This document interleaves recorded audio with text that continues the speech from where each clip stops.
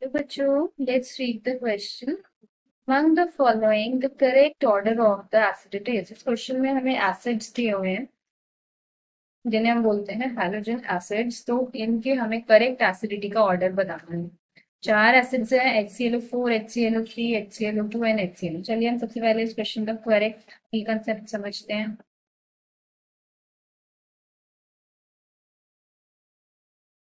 की कंसेप्ट क्या होगा इस क्वेश्चन का?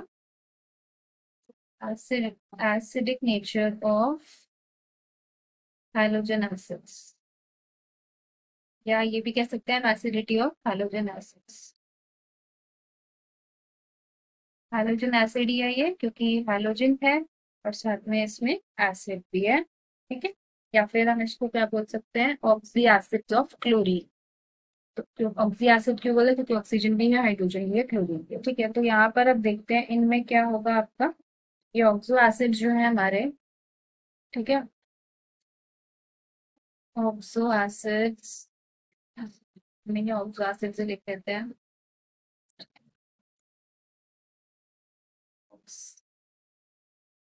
Oxo acids of chlorine. तो देखो यहाँ पे अगर हम बात करें HClO4, HClO3, HClO2, HClO.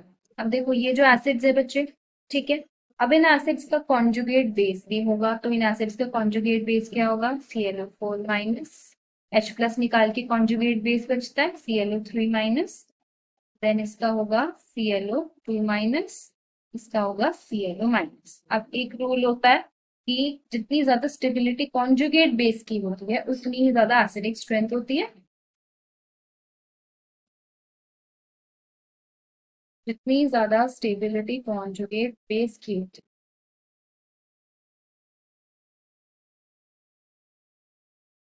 है, more the stability of conjugate base,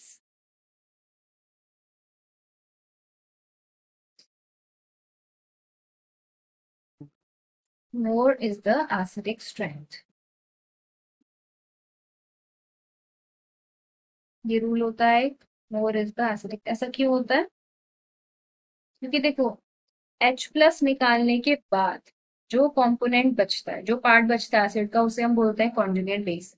और वो जितना ज्यादा स्टेबल है तो उतना ही जल्दी H प्लस निकलना चाहेगा, क्योंकि जो ClO4 माइनस है वो ज्यादा स्टेबल बन रहा है. तो H प्लस बहुत इजीली निकल जाएगा, यानी कि जितनी इजीली H प्लस निकलेगा, जितना ज्यादा H प्लस निकलेगा उतना ही ज्यादा ClO4 माइनस बन रहा है जो कि स्टेबल है.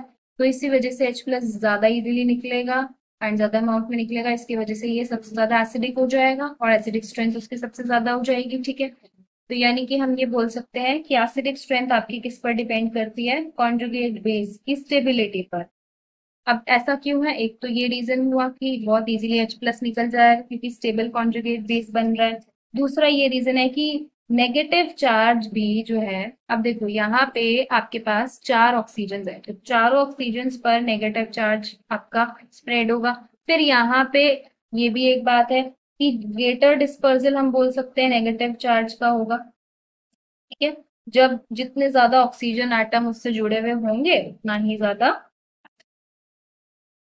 यानी कि जितना ज्यादा ऑक्सीजन हाइड्रोजन से जुड़े हुए हैं उतना ज्यादा नेगेटिव चार्ज का डिस्पर्जल भी हो रहा है. यहाँ पे फिर सबसे ज्यादा मैक्सिमम ऑक्सीजन है, यहाँ 3 है, यहाँ 2 है, यहाँ 1 है. तो यहाँ पे डिस्पर्जल नेगेटिव चार्ज उतना ही कम हो जाएगा, यहाँ पर उससे थोड़ा सा ज्यादा. और ClO3 में उससे ज्यादा, सबसे ज्यादा मैक्सिमम ClO4 माइनस में, क्योंकि यहाँ पे 4 ऑक्सीजन हाइड्रोजन से जुड़े हुए हैं एंड विद नेगेटिव चार्ज. ठीक है, तो इसीलिए सबसे ज्यादा स्टेबल आपका HClO और ClO4 माइनस सबसे ज्यादा स्टेबल कॉन्जुगेट बेस. ठीक है, तो यानी कि ये सबसे ज्यादा strong acid, that means HClO4 सबसे strong, followed by HClO3, then followed by HClO2, followed by HCl. तो ये आपका करेक्ट ऑर्डर हो जाएगा. ठीक है, तो यहाँ पे अब हम देख सकते हैं हमने लगाया डिक्रीजिंग ऑर्डर का. अब इंक्रीजिंग ऑर्डर का कैसे ऑर्डर लगेगा? HClO सबसे कम, उससे ज्यादा HClO2, देन HClO3, देन सबसे ज्यादा HClO4. तो सी ऑप्शन आपका सही आंसर हो जाएगा. इंक्रीजिंग स्ट्रेंथ का यही ऑर्डर बनेगा. ठीक है, तो इसीलिए इसका सी ऑप्शन आपका करेक्ट आंसर हो जाएगा. And this is the final answer. I hope You all have understood the question. Wish you all the best.